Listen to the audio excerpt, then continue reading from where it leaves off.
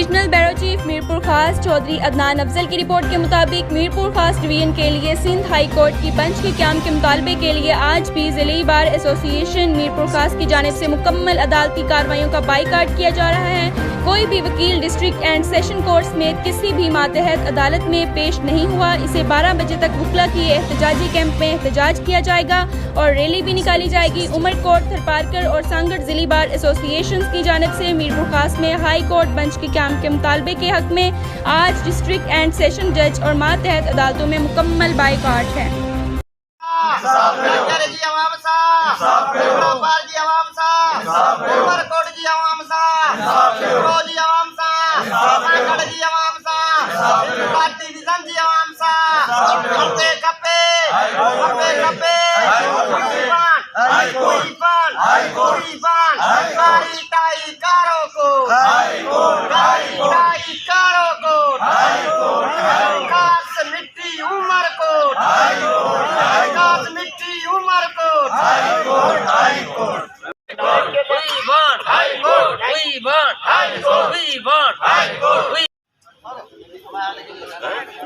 Oh, tuan TV, tuan kap dia lagi biasa ni.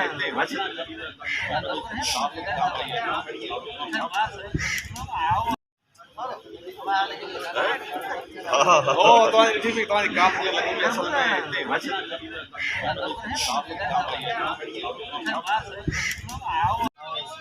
High court.